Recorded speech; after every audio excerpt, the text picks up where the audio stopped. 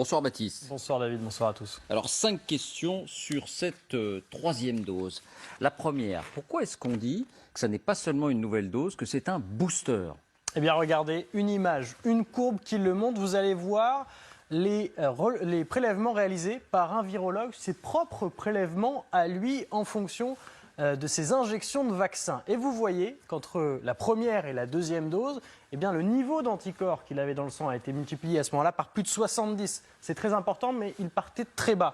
On voit ensuite que ça commence à se tasser. Avant la deuxième dose, il était à un niveau qui est déjà 10 fois supérieur à celui après la première dose et à la veille de la deuxième. Et regardez l'effet de la troisième dose, multiplication par plus de 30 pour atteindre, alors là, un niveau d'anticorps très très élevé. Voilà pourquoi on parle non pas de troisième dose, mais plus souvent de booster, parce que ça permet d'atteindre une super immunité. Confirmation dans les données de l'étude israélienne parue dans The Lancet, étude qui fait référence parce que c'est la plus grande étude qui existe sur la dose de rappel. Elle concerne 1,5 million de personnes réparties en deux groupes, des vaccinés avec 2 doses, des vaccinés avec 3 doses. Regardez le nombre d'entrées remis en proportion de population. Vaccinés avec 2 doses, 220,8 entrées à l'hôpital pour 100 000 vaccinés avec 2 doses.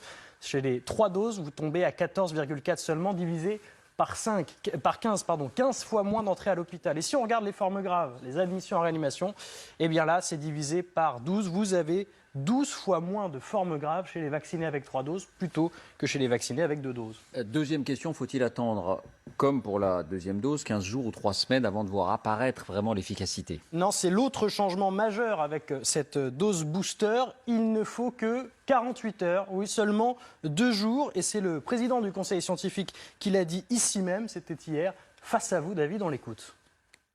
Quand on reçoit un rappel, ce rappel est efficace 48 heures plus tard.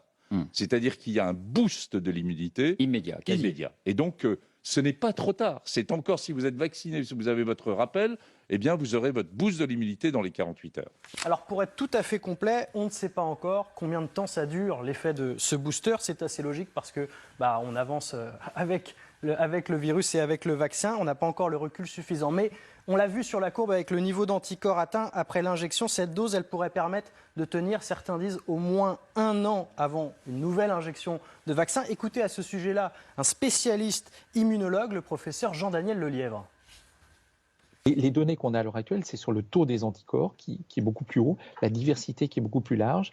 Et ce que l'on attend, c'est une pente de décroissance des anticorps qui est beaucoup plus lente. Ça, on l'a vu avec d'autres vaccins. Et donc, à l'heure actuelle, ce que l'on imagine, c'est qu'après cette dose qu'on va appeler dose booster, parce que c'est vraiment ça, on va booster notre immunité. La durée de protection devrait être suffisamment longue.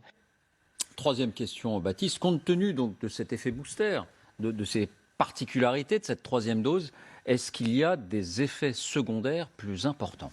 Alors la réponse est non, elle est donnée par l'ANSM, l'Agence nationale de sécurité du médicament, qui est chargée de suivre ces effets secondaires, qu'ils soient légers ou graves. Et dans son dernier rapport, elle l'écrit noir sur blanc, aucun signal spécifique n'a été identifié chez les personnes ayant eu une dose de rappel. Le profil des effets indésirables rapportés est similaire à celui rapporté chez les personnes âgées prioritaires au début de la campagne de vaccination. En clair, on parle de fièvre, de fatigue, de douleur dans le bras, c'est-à-dire au point d'injection, et puis de courbatures. Il y a eu des cas graves qui ont été recensés d'ailleurs par l'ANSM. Il y en a eu très exactement 78, mais 78 à remettre par rapport aux 4 millions d'injections de troisième dose qui ont eu lieu, c'est-à-dire 0,002%, c'est infime. Et regardez, il y a eu aussi des décès de patients qui avaient 3 doses, 19 décès.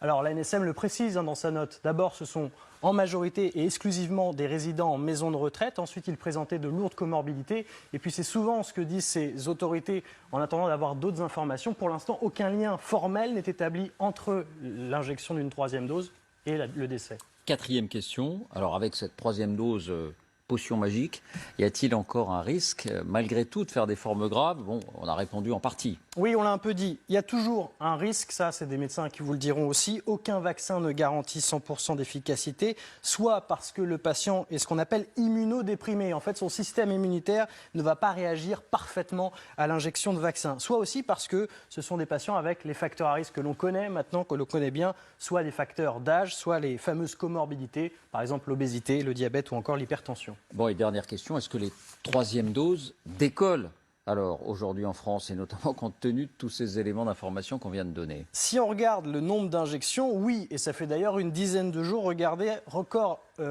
atteint avant-hier, le 16 novembre, plus de 200 000 injections, mais regardez aussi la moyenne, elle est à 120 000. En gros, la moyenne a augmenté de plus de 20% sur une semaine. 4,8 millions de personnes ont reçu une troisième dose sur 9 millions de personnes éligibles. Ça, c'est pour les injections. Le problème, c'est que si l'on regarde du côté des prises de rendez-vous, c'est-à-dire le moteur de ces injections-là, là, ça se gâte un tout petit peu.